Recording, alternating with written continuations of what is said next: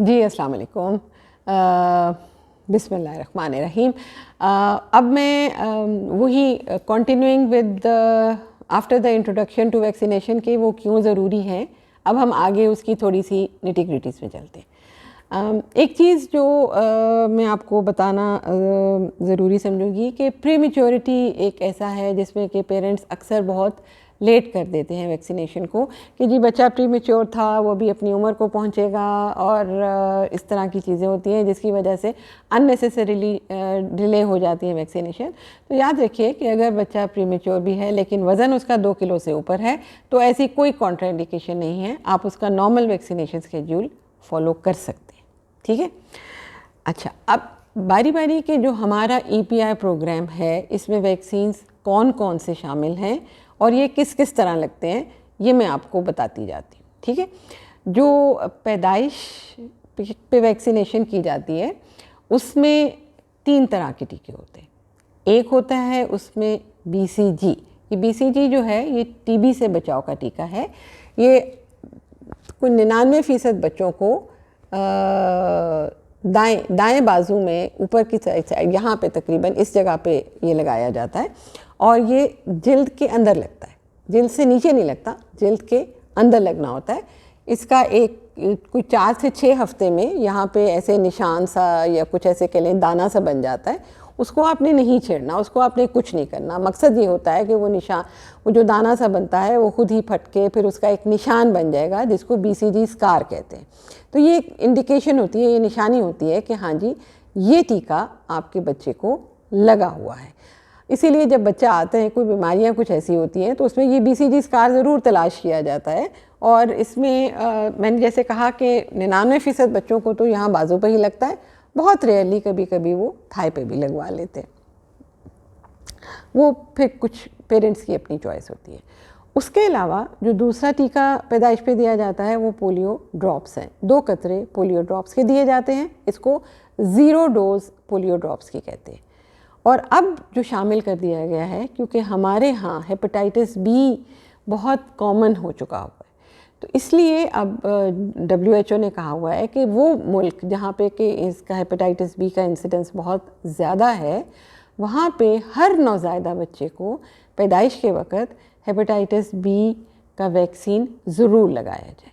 अब इसमें जो इम्पॉर्टेंट, जो याद रखने वाली चीज़ है कि अगर बच्चे का वज़न 2 किलो से कम है पैदाइश पे और माँ हेपेटाइटिस B नेगेटिव है, तो फिर आप इंतज़ार करेंगे कि बच्चे का वज़न, फिर आप उसको बेशक रूटीन के स्केड्यूल में चले जाएं।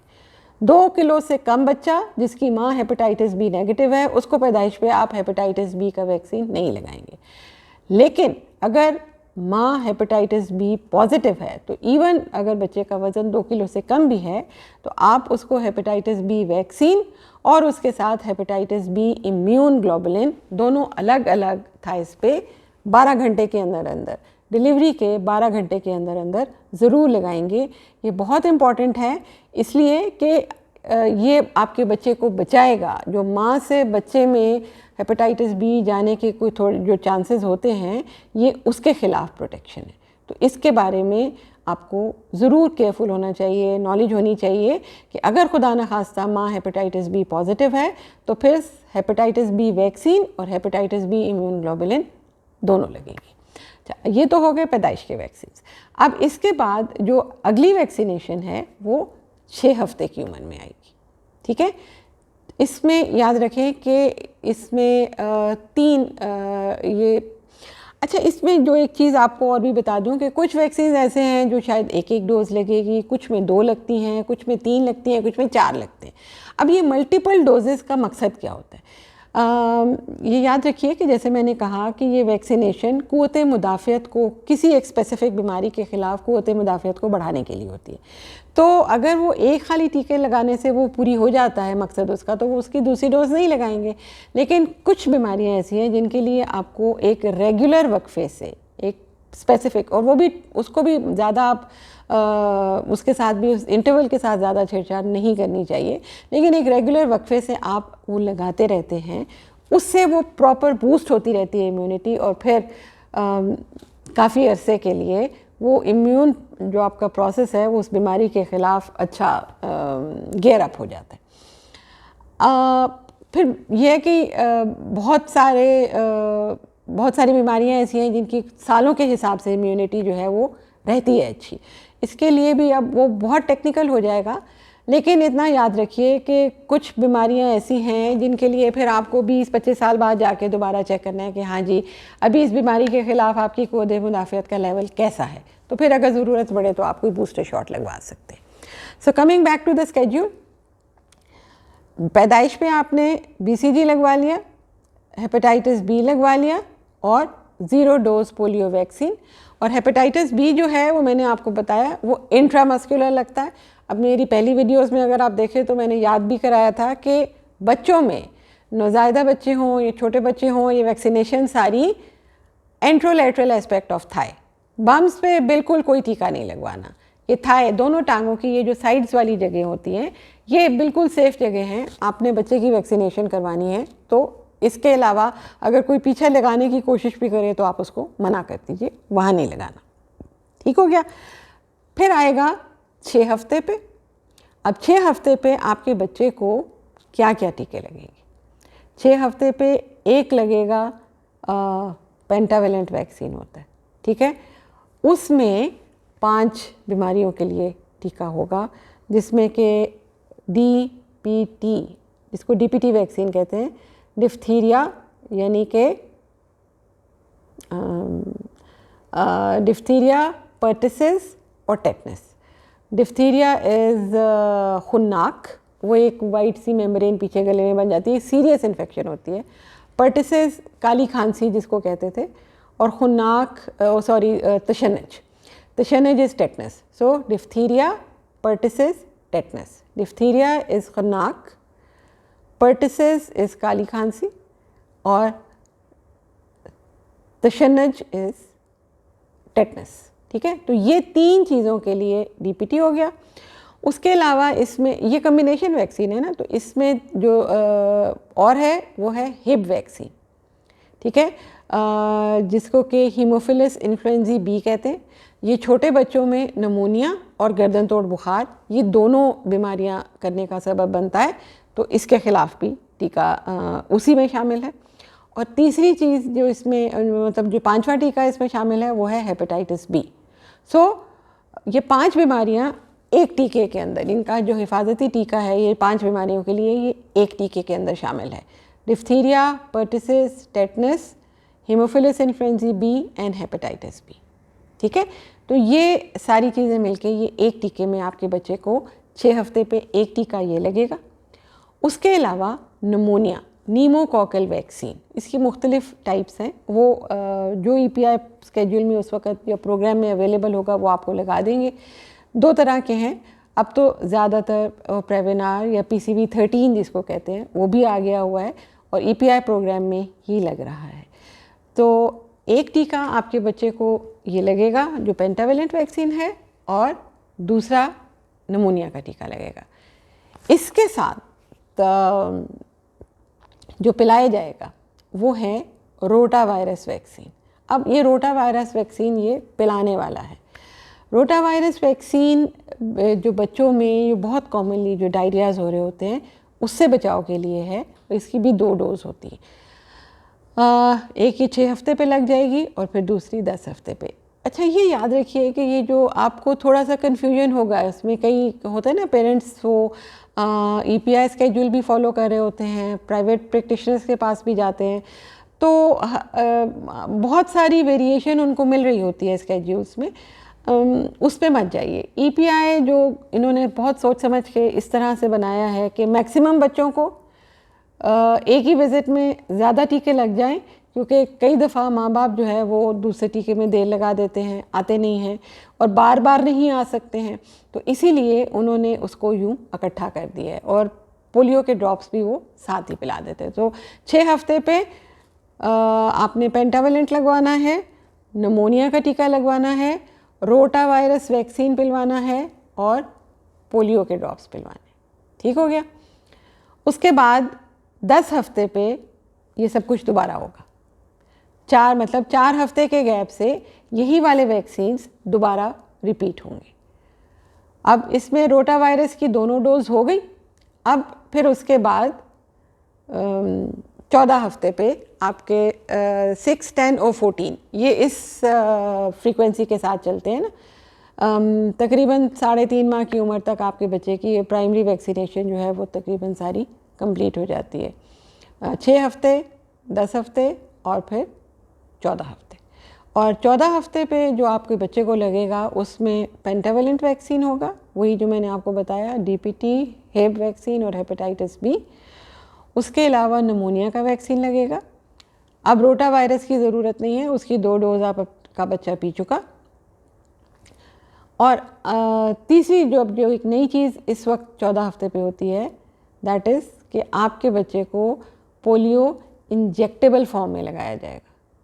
पोलियो ड्रॉप्स भी पिला देते हैं, लेकिन उसके साथ पोलियो का इंजेक्शन भी लगाया जाता है। ठीक हो गया। अब यहाँ तक तो हो गया। उसके बाद 9 मंथ्स पे फिर, अब बीच में तकरीबन 3 महीने का गैप आ जाएगा। 9 मंथ्स पे फिर मीज़ल्स लगता है। और उसके साथ अब हुकूमत ने, क्योंकि टाइफॉइड का कॉन्जुगेट वैक्सीन जो टिप बार के नाम से आता है, 9 मंथ्स ऑनवर्ड्स टाइफॉइड का टीका भी आपके बच्चे को लगा दिया जाता है। और उसके साथ इंजेक्टेबल पोलियो की दूसरी डोज भी दे देते हैं। बहुत से लोग यहीं पे वैक्सीनेशन अपनी ख़त्म करा देते हैं, लेकिन याद रखिए कि अब गवर्नमेंट ने जो डीपीटी का टीका है, क्योंकि ज़रूरी है कि आपके बच्चे को डीपीटी की 4 खुराकें मिले, तो इसलिए अब डीपीटी का बूस्टर शॉट भी उन्होंने शुरू किया हुआ है। इसमें मुझे पहले तो यही मालूम था कि शायद वो 18 माह पे लगाते हैं, लेकिन अब है कि वो शायद तकरीबन 4 साल की एज पे लगाते हैं। तो बहरहाल ये जो गवर्नमेंट का ईपीआई प्रोग्राम चल रहा है, उसमें यही वाले टीके शामिल हैं।